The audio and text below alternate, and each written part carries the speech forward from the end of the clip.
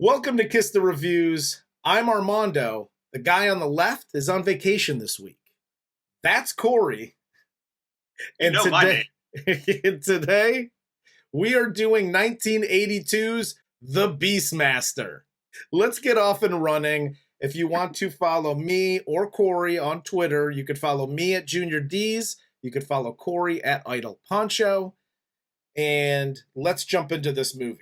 The BeastMaster, 1982, stars Marc Singer as Dar, Tanya Roberts as Kiri, Rip Torn as Myax, and John Amos as Seth. Could you have given them, like, everybody's like Dar and Sacco, Kiri, Myax, and Seth. And Seth. Hi, I'm Seth. Like, that's John Amos, dude. How disrespectful. He deserves a warrior's name. I mean, damn. No offense if your name is Seth, but I'm just saying. But this movie, okay, so before we get into it, I watched this movie. I had, my parents had HBO growing up until, I started watching all the titty movies, and then they took it away from me. Makes sense. This being one of those titty movies. But this was on HBO, like, all the time. Like, I didn't see this in theaters. Obviously, I was, like, 5 or 6 when this came out. I don't think a single reel of this film saw theater. I think it just was immediately HBO. But yeah, so it was an HBO original before those were a thing. But this was on HBO almost in constant rotation. It was on all the time. And so that's where I first saw this. And I was hooked immediately. Absolutely. All the different characters, the costumes are the best in this. And just as a kid, I loved this movie. So I was really interested to see how it held, because I haven't seen this in literally forever. I was interested to see how it held up over the past, 30, almost 40 years? Something like that, yeah. 38 it's been years. A minute, dude. So this movie opens up to a sexy butterface witch threesome and Rip Torn as the high priest Myax. They tell him that he's doomed. Like, they're all meeting and, they have their little pool of information that they're looking at and their prehistoric Google. And they tell him that he's doomed by a prophecy. You will die at the hands of Zed's unborn son. He's not happy about this at all. Zed's unborn son will die. And then he emphatically again, like, he's gonna fucking die. He will die tonight. Like, when you have that friend who just gets a little overboard about how tough they are? That's who he was. He's like, I swear to God, dude, if I see him again, I'm gonna fuck him up. I said I'm gonna fuck him up! I will fuck you up! King Zed busts in during this whole, witches cauldron thing. A blatant ripoff of Macbeth. Yeah, The Three Witches. I mean, for Christ's sakes, dude, like, you open the movie literally how I'm pretty sure Macbeth opens. I don't read, so I don't know. I'll take your word for it, though. Yeah. Thanks, man. You're welcome. Rip Torn actually says, I'm going to kill your son because of this prophecy. And King Zed goes, You are banished for life. Are you? Because if you just kill him, this movie's over in 5 minutes. Yes. So and here's what I don't get. Was Rip Torn, like, showing how cool he was or how much influence he had by having his dudes, like, hang themselves in the rafters? I don't understand what purpose that served, because they just kind of do it. Like, he doesn't even give him a wink and a nod. They're just like, fuck this. And he's just like, ha, see? I do like those weapons, though. The weapons in this movie are badass. The weapons in this movie are dope. But they got the little claw on them, and they're like, ha-ha! And then... Oh, that thing's awesome. Apparently, it supports their body weight. And another thing, are all these priests, like, Rip Torn's the high priest, are all these other priests just jacked? Like, where's the gym? They're all jacked in this movie. Zed says that he's gonna banish Myax, and they take him out of the town.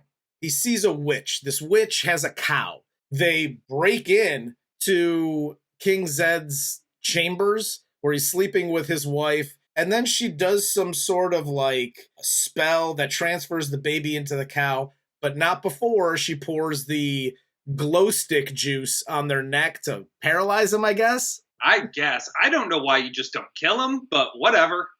I'm trying to be efficient. That's me. Yeah, I'm wiping out the problem. Yeah, she transfers the baby from the mother to the cow and then takes the cow out to a field and cuts the baby. Just alleviate the middle cow.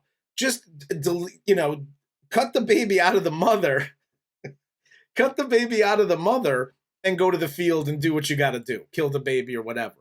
She takes it to this field, cuts the baby out. She's in front of the fire. She brands the baby's hand and then goes to kill it. If you're going to kill it, why brand its hand? Yeah, I didn't get that either. But what's the point? Cool. Like, you're just a mean-ass bitch. Yeah, there's a couple of these like little things in here that I'm like, don't get that, but whatever. Yeah, this was definitely a first draft kind of movie. Yes. Like, nailed it! Like, that was the original Big Dick energy. Yeah. Was the guy that finished that script. It's just like, here you go, boss.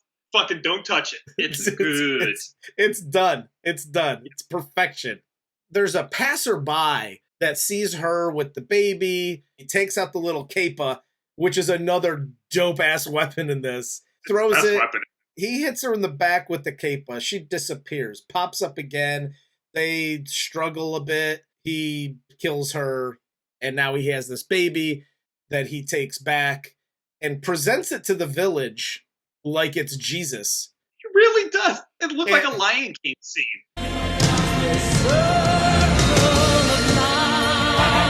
This dude now raises this child, Dar, as his own. Yes. It cuts to Dar as a teenager getting trained by his father to fight. Another villager gets attacked and mauled by a bear, and Dar walks up and mentally, the telepathy, talks to the bear goes away, and the dad's like, dope! My son can talk to animals. Awesome. He put that together very quickly. You have powers unlike anyone in the village. By the way, the bear is still lurking in the area. The guy that can talk to animals runs off to the village to get the dude with the broken leg help. Yes. I don't think that's a great plan. What's to stop the, what do you do? Tell the bear, hey man, not this guy. Go finish off the other guy. Not this one. Cool? It's exactly what he said. He was like, you got plenty of fresh meat in the woods. Go snag that dude again. It then cuts, years pass, and now Dar is an adult. He's in the field doing, yeoman's work. He's got his dog, Toto. He's playing fetch with him. And they see the Jun horde coming towards the village. There's a weird dynamic here that I noticed where they are either stealing outright from somebody or somebody has in future stolen outright from this film. And it's amazing. I'll give you an example where I'm convinced at this point, Peter Jackson stole every fucking idea for his long shots of New Zealand in Lord of the Rings. Sorry, nerds. Middle Earth in Lord of the Rings. All those long shots are exactly what's in this movie. When there's no dialogue, it's just great long scenery shots. Take your Oscar back, Academy. So they see, this is another little thing that I don't get. They see the Jun horde coming to, because you just see the dust in the back. They go running to the village, but the Jun horde beats them there. Well, they were in the carpool lane. Yeah. So all that's left in the village are old men, women, and children, and they just start fucking the whole village up. Dar gets knocked out, and his dog starts to drag him away as they, start to light the village on fire and yada yada. The dog gets shot by the arrow, right? Drags his human away, out under a tree, away from everything. The whole village burns, everybody dies. And then Dar wakes up to his dog dead. I bawled like a baby when I first saw this. I was so sad that the dog, I'm like, it's like the heroic dog and he's dead now. That sucks ass. I was like, when I watched this scene, it brought me back, and I'm like, oh, I cried like a little baby during this. Is it possible this story is true? See, that dog taught me a valuable life lesson. When the Jun horde or whatever is invading your village, you break out. Run. Yes. Same thing we say about everything. See, he tried to be a hero and save his master. Dude, you're free, Toto. Run. Be free. He goes back to the village, sees the village is burned to the ground. He burns the bodies, takes his dad's weapons, and he's off on a journey to find the Jun and Mayax and kill everybody. Yes, and this is where he turns into David Caruso. And I'm convinced that David Caruso stole his whole aura from Marc Singer as the BeastMaster. Was the mob sent to draw us to the crime scene? Or sent to destroy it? Because every time Dar has to introduce himself, or really even speak for the most part throughout this, it's like, I'm Dar. And I hope someday to be able to repay your kindness. I'm Dar of the Emorites. It then cuts to him like going on his little journey, but like playing with a log and showing off how ripped he is. He's just like playing with the sword like he's a 12-year-old, like running through the water. I think the sword is extraordinarily heavy and poorly weighted. And he's just trying to find some sort of balance in that sumbitch. Yes. Because there's no need. He's in the middle of a battle. And he'll be like, hang on, everybody. I got to do my sword. I'm ready. Get the fuck out of here. Come on, man. As he's playing and running through the water, ferrets steal his shit, and he chases them and falls into quicksand. The ferrets then, mental telepathy, talks to the ferrets, and they save him from the quicksand. Now they're new friends. So he names them Kodo and Podo, and his eagle friend too, his little bird friend. So it's the four of them now, and they're traveling. They run into one of the Jun horde, and they're like poking a tiger with a stick and like just fucking with this tiger in the middle of nowhere for no reason. And he decides, me and my animal friends are going to save this tiger. So he fights with them. They let the tiger go. The tiger does some tiger shit. Just starts mauling people. This is like a Carol Baskins-esque reaction to somebody getting mauled by a fucking tiger. Because the tiger's free, goes, "Rawr!" Fucking jumps on the one guy that's left, right? Yeah. You just hear, ah! Flash cut to Marc Singer, who just goes, yeah. Are you fucking kidding me, dude? Like, that is literally what Carol did when her husband was getting eaten. She's just like, fucking ain't right. So he names this tiger Rue, and now they're friends. And they're the best 5 friends that anybody could have. We're the 3 best friends that anyone could have. We're gonna do things all the time together. They come across some naked women swimming in the water, and he uses Kodo and Podo to steal their shit. He uses Rue to scare the one woman, Kiri, so he can save her and then sexually assault her. Yeah, I think like 879 BC was the first recorded case of sexual harassment / assault. Yes, it was. Over the top and aggressive. Her name is Kiri. He finds that out. She's a slave to the priests of the Temple of Ar. I didn't know slaves of any time period just got let go to roam free and go swimming in the local lake or river or whatever. She's like, we're slaves. And I'm like, are you? Is there somebody watching you as you swim about with your titties hanging out? Like, no? No shackles, nothing. No big jacked priest that's watching you guys? No. Okay, cool. Sure. So, and by the way, I was in love with Tanya Roberts. Dude. After this movie, dude. That red hair, her eyes, plus she looked just so smart. Oh, amazing. I was probably like 12 or 13, I think, when I first saw this. I was also in love with her for a long while. And then when I saw her come onto screen, I was like, oh yeah, I totally remember her. Oh, dude, the Carpenters started playing in my head. Why do suddenly appear. He tries to follow her and her slave friend, but he's always got side projects going on. So he runs into the tree with the hanging cocoons, the hanging like glowing cocoons. Dude. And the bird humanoid people. And again, when I was a kid, this like literally gave me nightmares. This was the scariest shit I'd ever seen. These bird people, like the costume design on this is amazing. I love it. To this day, still love it all. Dar frees the one dude. He gets eaten by the bird people. Dar thinks that he's going to die, so he takes out his sword and because he's going to fight 38 bird people. And then his bird friend flies in and saves him because apparently they worship some blackbird god person. The eagle, hawk, falcon. I couldn't figure out what it was. Yeah, I couldn't either. I just called it a bird. Fucking bird. Oh, you look like a bird. She looks like a bird. Shut up, bird. Shut up, bird. He gets saved by his big dumb bird, and they give him a medallion with a big dumb bird on it. Like he is making friends. Oh, dude. On this road trip. Like, I know somebody commented on one of our movies saying it was just a fun road trip that ended in suicide. This is the ultimate first road trip because this guy's just chilling, wandering down the road, having adventures, meeting new friends, killing bad guys. What else do you want? This movie has everything. And yes, Dar is the most friendly of all friendlies. So he makes friends all along his journey. So after this, Dar finally gets to like the outskirts of the city of Aruk.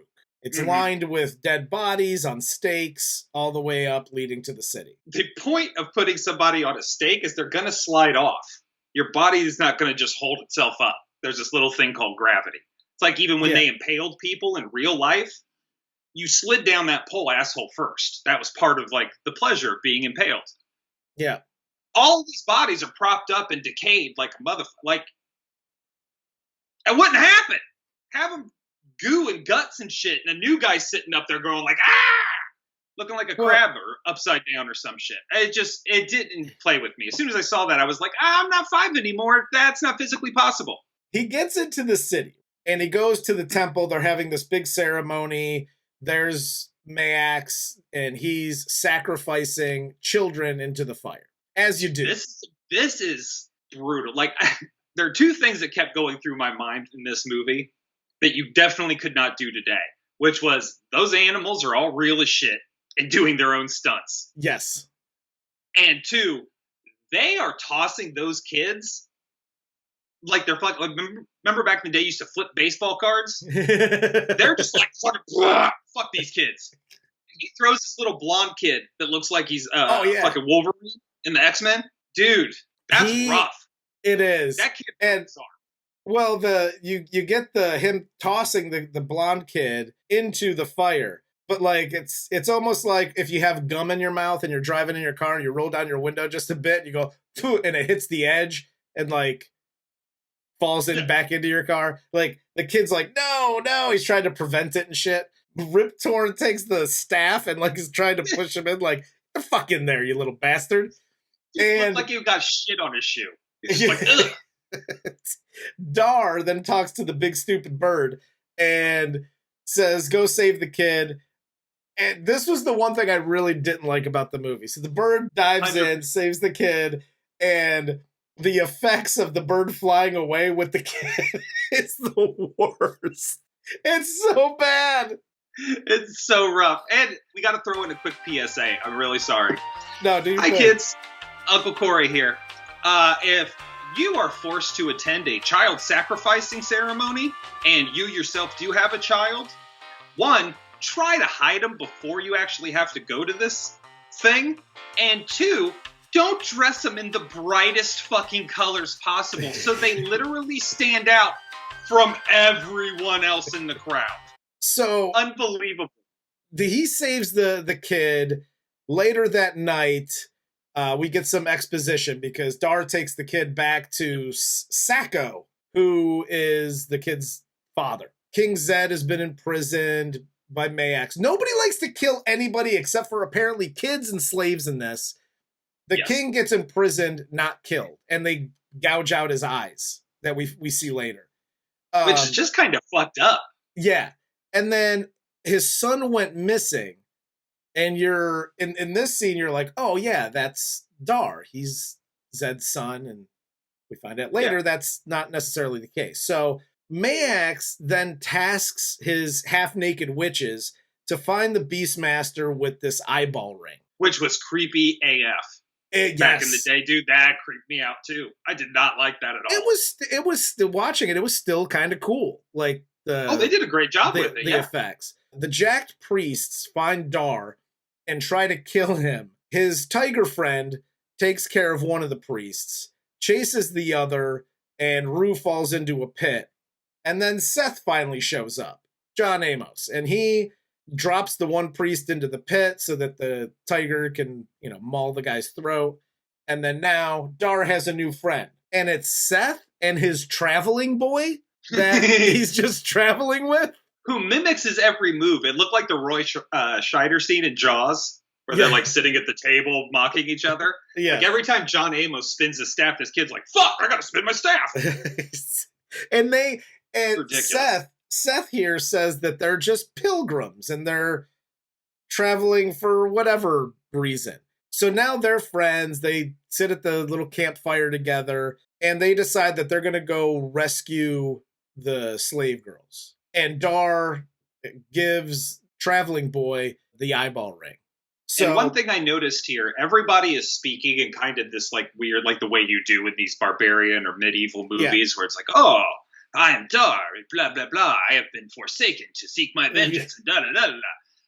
Meanwhile, John Amos is like, hey, man, I'm Seth. This is my little ward, Robin. This is my traveling boy. Yeah, and we're just, we're cruising. We're pilgrims going to this temple. Like, he's John Amos. Yeah. And Dar has no questions about the whole situation, the traveling situation here. Like, cool, you guys are pilgrims. I'll buy that. I'd buy that for $1. Dar only cares if you kill animals. He doesn't care if you fuck kids. Exactly. It's kind of like modern day Hollywood.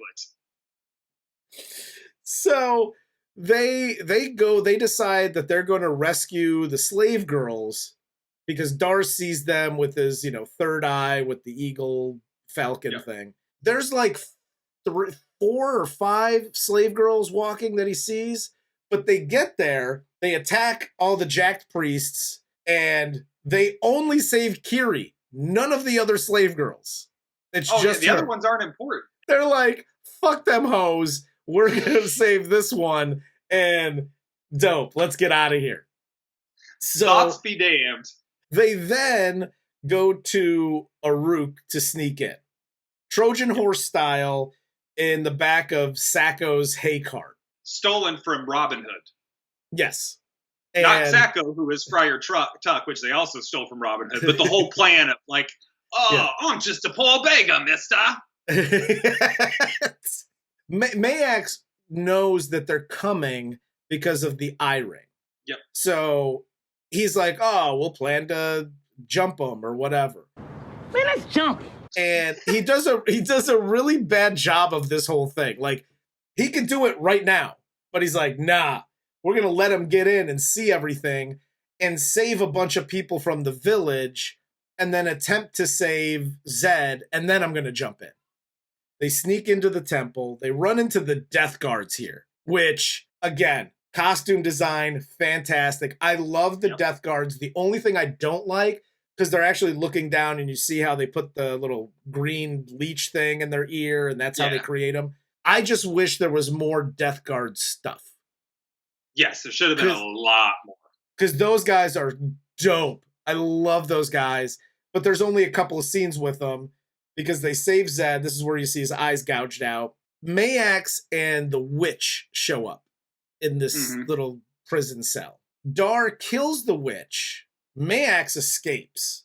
They're like, haha, we got you. And then like all of a sudden Mayax is like, fuck, I gotta get out of here. Which is funny because it's like the Panther has him, Dar has him from another angle. Yeah. And he just kind of is like, oh, I'm just gonna walk out this door by the stairs. piece. And literally just walks out. Like, not even the Panther dives on him. Yeah. Yeah, that literally, like you said, nobody wants to kill anyone in this movie. It's the weirdest thing. They only kill witches in this movie. Away! They escape. Dar stays because Kodo and Podo were supposed to get the keys that they never fucking even needed at that point, because it's all old wooden doors. They just kick everything open. So cool. Exactly. So this is where Kiri and Dar get chased. They fall into the little hay thing, the haymaker that Sacco has. They're extraordinarily well-timed hay jump right as the rope breaks. Yes. Yes. And then they get close to the gate. You have the gates closed for once in this movie. And Kodo and Podo take a ride on the big dumb bird. They jump off, I guess, and go to chew through the rope so that the gate opens. The death guards, now there's like 15 of them, like all running for the car. The gate opens, they get through. Now we cut to Zed is holding court with all the people that have escaped. Which, I mean, the guy's blind. Just walk away. He's talking crazy nonsense. Just leave. Let him fucking yammer all night long if he wants to. That would be a great scene. Form a battle plan that works. That would be a great scene. They all walk away, and he's like, and another thing. So they gather. They talk about a plan of attack to attack the city and to kill Mayax. Zed loses his shit here, calls Dar Dr. Doolittle, and tells him to go kick rocks. The freak who speaks to animals. I need no cowards by my side! So Dar's not part of the cool kids group anymore, and he walks away and he's crying because his feelings are hurt. You could talk to animals. You couldn't even hurt my feelings at this point. I'll get a tiger to eat your ass, stupid. But this ungrateful fuck, Dar saves his ass. It's your fault all this shit is happening in the first place because you didn't kill Mayax at the beginning of this movie. This movie would have been 3 minutes long, but you're just, this old, no eyeballs guy, and you're Dr. Doolittle, and you talk to animals. I don't need an animal lover in my group. Get the fuck out of here with your shit. You're goddamn right. You ain't doing shit, you blind bastard. You're not Daredevil. What are you talking about? You're not fighting. You're going to send your 6 friends, by the way, because everybody else in your little group has also been held and tortured. You would have known that if you could see some shit, because apparently you can't hear either. So you're taking this tired group and you're just going to be like, go that way. You don't even know what way you're fucking pointing, P.S. You're just hoping they lead you in the right direction to storm the gates. You were right. As he's talking, and we're going to storm the North Gate, and we're going to climb this and stab her and whatever, and he's going into his whole master plan, Seth sees the eye ring staring, and he stabs it, destroys it, right? And he goes to Zed. It's a great scene. And he goes to Zed, and he's like, hey, they obviously saw our plan. We can't do it. And Zed's like, fuck that shit. We're going to go on with the plan. Going to go on with the plan, are you? Low key at this point, Zed's pissed because he's like, wait a second. That ring had an eyeball that could see? You just stabbed it willy-nilly? Yeah! We also find out here that Zed is not only Dar's father, but is Traveling Boy's father. Yes. And Kiri is Traveling Boy's cousin. Yes. Which also makes her Dar's cousin, I would assume. Yes. And they make out throughout this whole movie. You're right again. Like this is Cruel Intentions or some shit. Okay, cool. So you didn't know the parenthetical title to this was the Rudy Giuliani love story? Yeah! They get captured, whatever. Sacco then tells Dar that the plan to kill Mayax has failed. No kidding. You mean the plan that Mayax knew all along? That they did anyway, even though they knew that okay, cool.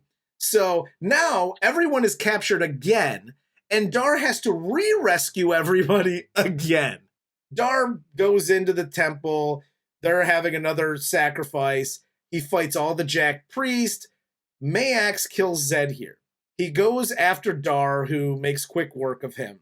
He saves Kiri from being sacrificed. Mayax, still not dead, comes up from behind, and Kodo, the ferret, attacks him. They both go into the fire.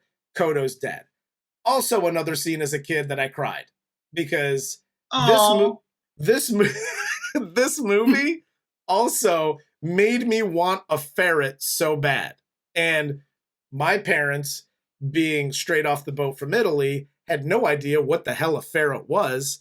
And when I showed them, my dad said, "Oh, it's a furry rat.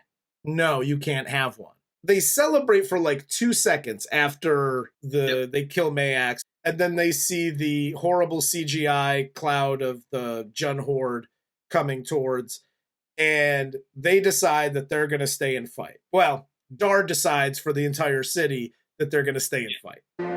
We will fight.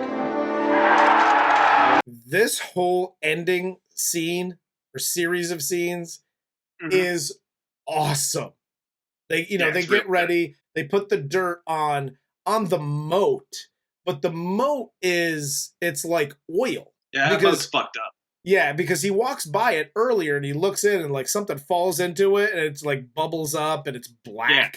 So it has to be like oil or some sort of flammable material because they set the thing on fire, which again is great because you have this whole scene at night. The Jun Horde shows up. They do the whole fighting. You got the moose knuckle helmet guy, him and Darth. This whole end scene is fantastic. The way it's shot with the fire at night, it's so cool. The only thing that sucks throughout this, and it's not just this scene, it's the whole movie, is the actual sword fighting. Yeah. Is brutal to watch. Yeah. Yes. Agreed. They're basically cornered now. They're huddled together. The Jun Horde is like surrounded them. And then the bird people show up because Dar gave the big dumb bird. Yeah, the big dumb bird, the medallion. He takes it to the bird people. They show up and they just engulf everybody and eat them. The bird people kill the rest of the Jun. Everybody's happy. And then the next day, so now we know that both the traveling boy and Dar are both the king's sons. So Dar would be the next king. And he's like, nah, give it to the kid. Why? First of all, the kid can't do anything. He's terrible with a bow staff.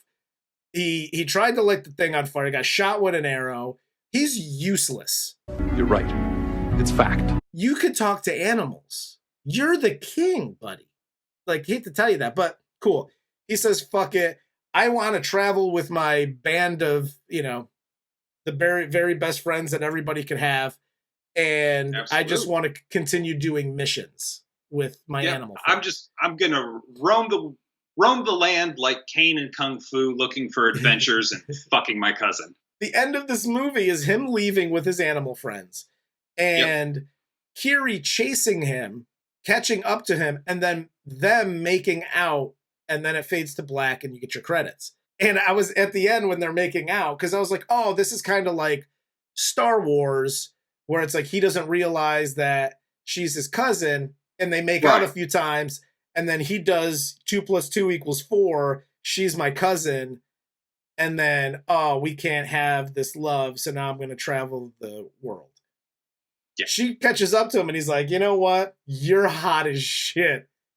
Cousin be damned. And he just starts making out with her, fade to black. I was like, cool. I dig it. So that red hair make a man do some wild shit, boy. Let me tell you. Yeah! I don't know about you, but for me, and again, it's a period piece. Mm-hmm. These types of movies tend to hold up more over time. Because you don't have any of the, oh, this was filmed in the 70s or the 80s, and you have all that stuff. So, but the story's good. The acting's good. Mm-hmm. But there was a few things like, this movie was 2 hours long. Yeah. It had a lot of fat to trim. Well, they had like 4 fucking endings. Yeah, well, that, and there's also probably 20 minutes of them just traveling and walking. That they could have just. You mean like Lord of the Rings? That they could have cut out of this movie and made it, an hour and a half. But whatever. Exactly. That's dumb, and I think this movie absolutely holds up. It's a fun movie. It is. This is one I would like to see remade. Absolutely, just to see what they could do with today's technology. I did have a hard time from time to time, like you see an animal do something and you're just like, oh, that fucking animal died. Like that wasn't the first take for that animal. Like there was a couple of scenes with the horses in the last fight scene where John Amos like hits it with the bow staff or whatever, and the horse and I'm like, ooh, like you actually did that shit. This is back when there was no like animal rights people on the set of a movie. Yeah, no. PETA was not a thing. But yeah, this is something that was like, and again, it's if you think about it, it's going to be in your mind for the rest of the movie. Yeah. Just because it's like, oh shit, those are real animals. Yes. Real animals and real kids probably got killed in this making of this film. That being said, if you can put that from into the back of your mind and worry about the guilt later, it's a fun movie to watch. Yeah. Okay. I would like to see them remake it after us discussing the whole animals injured during it. Now I kind of want to see them remake it because I don't want to watch this movie again. Sorry, man. Thanks for ruining it for me. My bad. But no, that's all I got. I think this movie's freaking awesome, and I'll watch it again. Absolutely. Yes. This is a great movie. If you want to see He-Man meets Dr. Doolittle meets Conan meets Lord of the Rings meets Cruel Intentions, Russo meets Cruel Intentions meets Rudy Giuliani, this is the movie for you. It has everything for everyone. It is. Just sit down and hang on, brother. Absolutely. All right. Well, for Corey, I'm Armando. Like I said, the guy on the left is on vacation. This is Kiss the Reviews, and this was 1982's The BeastMaster. Twat us on Twitter.